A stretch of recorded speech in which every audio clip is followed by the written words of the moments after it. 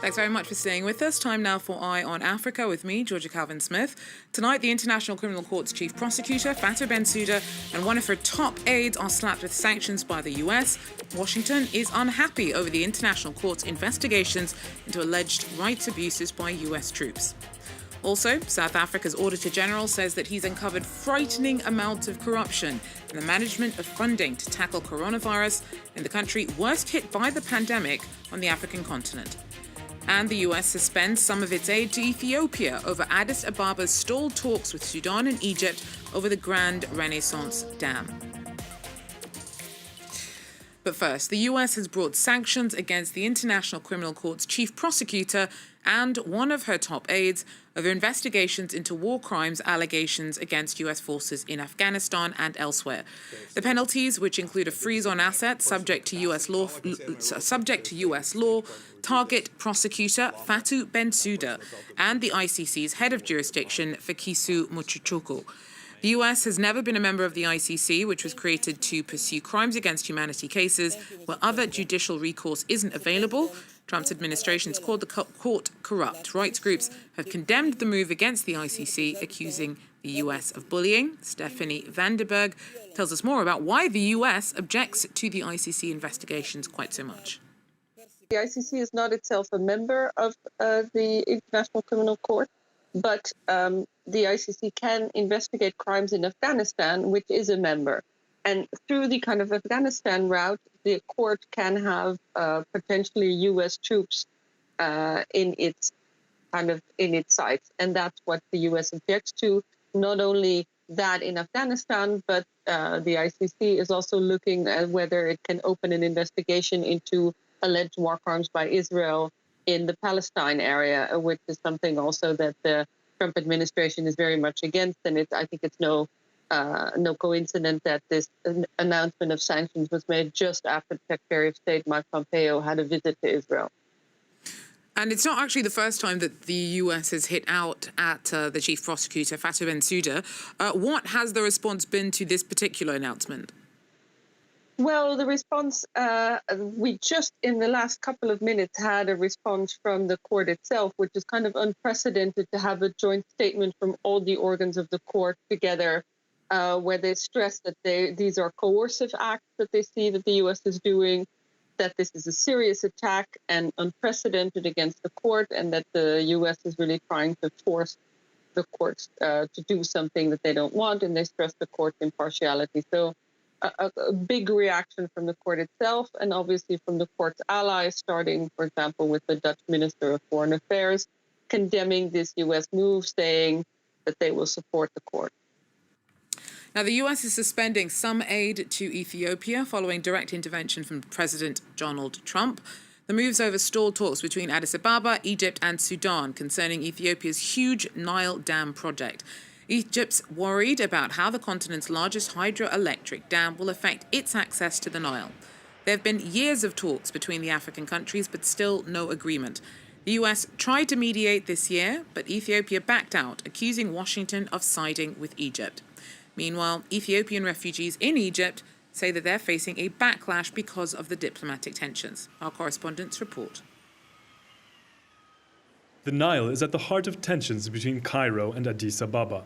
Ethiopia has just completed the construction of a gigantic dam that Egypt fears will threaten its share of the river's waters. The diplomatic strain has inflamed nationalist passions in Egypt and led to a spike in attacks on Ethiopians living there. Tahir has lived in Cairo since 2013. He's a community leader for the estimated 16,000 Ethiopian refugees in the country.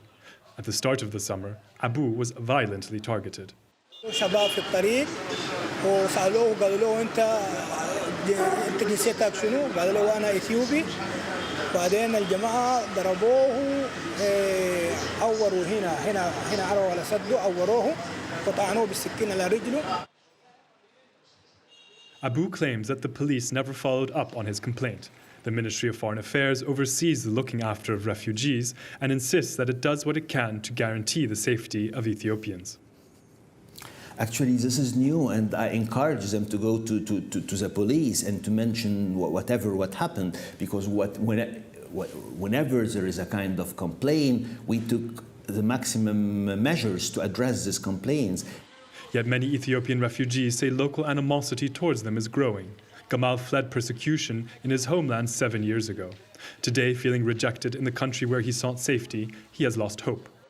لو فتح البحر ده إن شاء الله نموت في البحر نمشي ما البحر ما فتح قاعدين ننتظر ما فيش حل ولا نرجع بلد ما نقدرش حل البحر بس قوله. A dangerous crossing that's become almost impossible. In recent years, Egypt has clamped down on migrants leaving illegally through the country. Well, South Africa's Auditor General has said that the country's coronavirus budget is riddled with frightening levels of corruption and fraud. President Cyril Ramaphosa charged Kimi Makweto with combing through almost 148 billion rand of funding handouts aimed at tackling the pandemic. His teams uncovered a string of dodgy payments and evidence of the prices for coronavirus kit being inflated by up to 500%. With 628,000 cases, the country's been worst hit by coronavirus on the continent. MC Ferreira has more. It became clear quite early on in this crisis that emergency funding was going to waste in corruption and that the politically connected were winning big contracts for PPE. And this led to the suspension of President Cyril Ramaphosa's spokeswoman and the Gauteng provincial health minister. We now know that in Gauteng, many companies that won contracts were not even in business before March. But the Auditor General's report showed that the picture is more bleak still. He found that unemployment relief funding was paid in amounts of millions of rands to people without valid identity numbers, to deceased people, to prisoners, and to foreigners not registered with the fund. Money went to people who share bank details with UIF staff, and grants meant for the poorest of the poor now seems to have gone to politicians. As a result, the top management of the Unemployment Insurance Fund was suspended this afternoon. But the AG also found that department paid markups of as high as 500% on PPE, and the supplies were often faulty or late, and that this delayed the reopening of schools here and created critical shortages in hospitals. This is not the end. In fact, he reviewed only about half of that spending, or half of this and there's a second instalment of his report. It is due soon. Wow, so what are the political implications of all of this? Ramaphosa was the one to commission the inquiry. Do these findings work for or against him? Well, because of the political outcry and because this embroiled one of his staff, this became a tipping point for the president, and he had to act on the COVID-related corruption, but also on other recent corruption scandals. So 10 days ago, he wrote a letter calling members of the ruling ANC to book. And this past weekend, he faced off his political enemies within the party at a special leadership meeting prompted by this. That meeting saw a call for him to resign on accusations that he himself is implicated in corruption. Ramaphosa won this round quite convincingly. On Monday, he said it's clear that there's a campaign against him, but it will not succeed. And he announced that all ANC members accused of serious crimes will have to step down from their positions. Now, we don't know at this point how many people this will affect and whether they will go willingly or put up a fight. So it remains to be seen how bruising this battle around corruption is going to become for the president. Now, there's growing concern that the government of President John Magufuli is cracking down on the opposition, NGOs and the media ahead of October's general election. Nicholas Chemin has more. Tundu Lissu is Tanzania's main opposition leader. He is seen here in January 2018, a few months after he survived an assassination attempt. He was shot 16 times. Lissu has now returned to Tanzania after 3 years in exile to take part in October's general elections. His party and other opposition movements say many of their candidates have been disqualified for unfair reasons.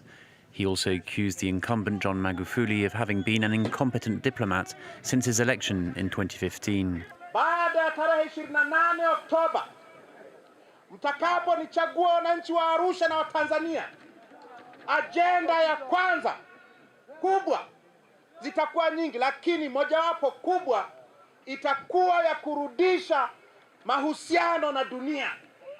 Itakuwa ya kurudisha ujirani mwema na majirani zetu. Magufuli was popular when he began his first term thanks to his anti-corruption measures. But over the years, critics say he has cracked down on the opposition, human rights and the media. Regarding the coronavirus, his government has not released figures on infections since late April. Kama tulivyo hapa leo kwenye uwanja huu, simuoni hata mmoja aliyevaa barakoa. Hii ni kwa sababu Mungu ametenda. Hii ni kwa sababu Mungu anatupenda wa Tanzania. Tulimuomba kwa pamoja madhehebu yote na tukamshukuru kwa pamoja. Kazi ya Mungu haishindwi. Opposition parties have failed to unite behind one candidate. Analysts believe this means Magufuli has a good chance of winning again. His party has ruled the country since Tanzania's independence from Britain in 1961. Well, Mali's junta has named a new army chief of staff. General Omar Diarra is replacing General Abdoulaye Coulibaly, who's still being detained, along with other leading political figures who were arrested during a coup on August 18th.